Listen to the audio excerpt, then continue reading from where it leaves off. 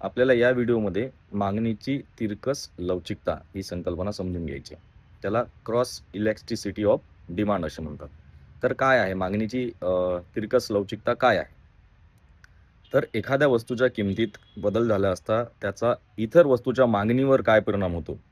ते म्हणजे त्या वस्तूची तिरकस लवचिकता. याचे 3 प्रकार पाहायला मिळतात. धनात्मक तिरकस लवचिकता, ऋणात्मक तिरकस लवचिकता आणि शून्य तिरकस लवचिकता. तर धनात्मक तिरकस लवचिकता आपल्याला पर्यायी वस्तूच्या बद्दल पाहायला मिळते. समजा पेट्रोल आहे आणि इलेक्ट्रॉनिक्स व्हेइकल आहे. जर पेट्रोलच्या किमती वाढल्या तर साहजिकच आहे पेट्रोल महाग झाल्यामुळे इलेक्ट्रॉनिक्स ज्या गाड्या आहेत त्याची मागणी आपल्याला वाढलेली पाहायला मिळेल.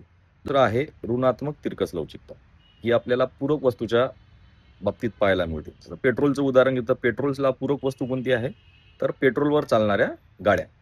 जर पेट्रोलची किंमत वाढली, तर आपल्याला पेट्रोलवर चालणाऱ्या ज्या गाड्या आहेत, व्हेइकल आहेत, त्याची मागणी कमी झालेली पाहायला मिळते. आणि शेवटचं आहे तिसरं म्हणजे शून्य तिरकस लवचिकता. म्हणजे ही कोणत्या वस्तूच्या बद्दल पाहायला मिळते, की ज्या वस्तूचा काहीही संबंध नाही, आपसात काहीच संबंध नाही. उदाहरणासाठी आपण घेऊ शकतो पेट्रोल आणि साखर. जर पेट्रोलच्या किमतीत काही जरी परिणाम झाला, तरी साखरेच्या मागणीमध्ये तेवढा फार परिणाम त्या काळात आपल्याला पाहायला मिळत नाही.